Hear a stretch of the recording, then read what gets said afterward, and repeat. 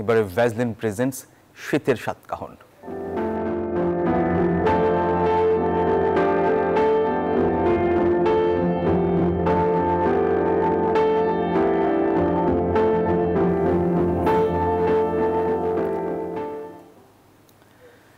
দিনাজপুরে গত কয়েকদিন ধরে কিছুটা বেড়েছে শীত। দিনের বেলায় পর্যাপ্ত রোদ থাকায় শীত কম অনুভূত হলেও রাত ও ভোরে শীত বাড়ে। কষ্ট বাড়ছে শিশু, বয়স্ক ও নিম্ন আয়ের খেটে খাওয়া মানুষের। আবহাওয়া অফিস বলছে ডিসেম্বর মাসে একাধিক শৈত্যপ্রবাহ রয়েছে। ফখরুল হাসান পলাশের তথ্য ও ছবিতে ডেস্ক রিপোর্ট।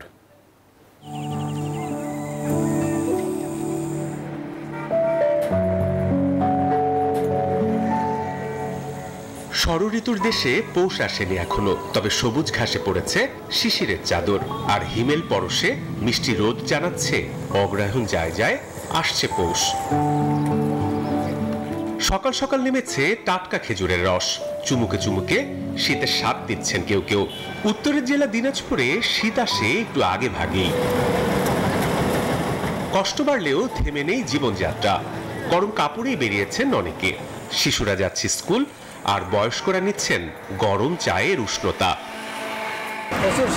এনজয় শীতের দিন, healthy happy skin, just Vaseline.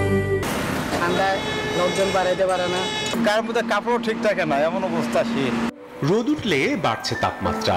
সকাল ও রাতে তাপমাত্রা কমতে থাকায় শীতে কষ্ট বাড়ে শিশু ও বয়স্কদের। ঠান্ডা উপেক্ষা করেই কাজে বের হচ্ছেন শ্রমজীবী মানুষেরা। সকালে আর সন্ধ্যার পর থেকে শীত শুরু হচ্ছে।